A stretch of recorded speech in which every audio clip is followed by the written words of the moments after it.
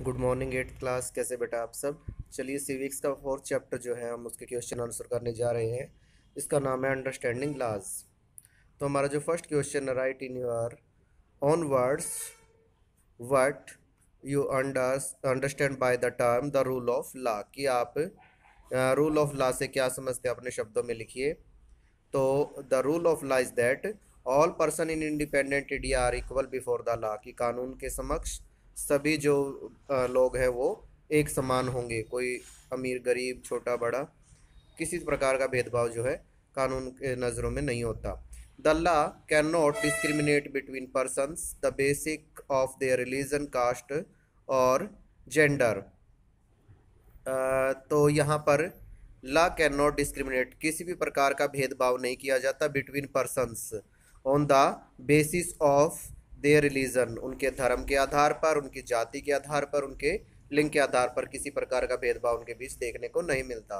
Third point है the rule of law means is that all laws apply equally to all citizen of the country. कि जो भी कानून बनाए जाते हैं वो प्रत्येक नागरिक के ऊपर, जो भी देश का नागरिक है उस पर इक्वली लागू होते हैं। And are one can be above the law. और कोई भी जो है and no one can be above the law, कोई भी कानून से ऊपर नहीं है। Neither a government official nor a wealthy person even the president of the country is above the law. ना ही तो कोई गवर्नमेंट का ऑफिसर, ना ही कोई पैसे वाला व्यक्ति, यहाँ तक कि देश का प्रेसिडेंट जो सबसे बड़ा व्यक्ति माना जाता है वो भी कानून से ऊपर नहीं है। नेक्स्ट जो क्वेश्चन हमारा, state two reasons why historians refute the claim that the British introduce the rule of law in India. कोई दो कारण बताने हैं जिसकी वजह से जो हमारे इतिहासकार है वो इस बात को लेकर इस चीज़ के लिए बहस करते हैं कि अंग्रेजों ने यहाँ पर कानून लागू नहीं किए, यानी कि अंग्रेजों का कोई हाथ नहीं है कानूनों के लागू करने में। तो historians have dispute this claim on several grounds two of which includes. तो दो यहाँ पर वजह दी गई है। पहला, first that colonial law arbitrary. कि जो भी जब अंग्रेजों का यहाँ पर शासनकाल था तो उस समय उनके जो कानून थे वो आर्बिट्री यानी कि तानाशाही थे, अत्याचारी थे। जबकि हमारे यहाँ अब जो कानून है उनमें ऐसा कुछ देखने को नहीं मिलता। Secondly, second that the Indian nationalist played a prominent role in the development. कि अकेले जो है देश जो है अंग्रेजों ने नहीं चलाया। अंग्रेजों को पर जो देश आगे बढ़ रहा है या फिलहाल इनमें जो है अंग्रेजों का इतना बड़ा रोल नहीं था जितना कि हमारे नेशनलिस्ट का था। जो राष्ट्रवादी नेता थे हमारे, उनका भी बराबर का रोल जो है इसमें देखने को मिलता था। थर्ड जो क्वेश्चन है, what do you mean by domestic violence. कि आप घरेलू हिंसा से क्या समझते हैं। Domestic violence refer to the injury और हार्म और थ्रेट ऑफ द इंजरी और harm caused by an adult male usually the husband against his wife. कि किसी भी प्रकार का जो है थ्रेट, कोई भी डराना या किसी प्रकार की कोई चोट एक व्यक्ति के द्वारा जब दी जाती है, खासकर ये स्पेशली महिलाओं के साथ होता है और उसके हस्बैंड के द्वारा ऐसा किया जाता है। इंजरिंग में be caused by physically beaten up. ये फिजिकली मारपीट के द्वारा अगर किसी प्रकार की इंजरी होती है। The women are by emotionally abusing her, या फिर उसके साथ गाली गलौज किया जाता है। Abuse of the women can also include verbal, sexual and economic abuse.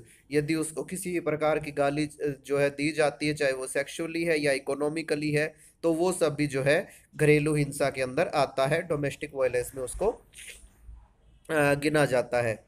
ठीक है। नेक्स्ट जो हमारा क्वेश्चन है, what is Hindu succession amendment act. कि ये क्या था। हिंदू उत्तराधिकार एक नियम बनाया गया था। इसमें क्या था, the Hindu succession amendment act 2005। According to this new law sons, daughters and their mothers can get an equal share of family property.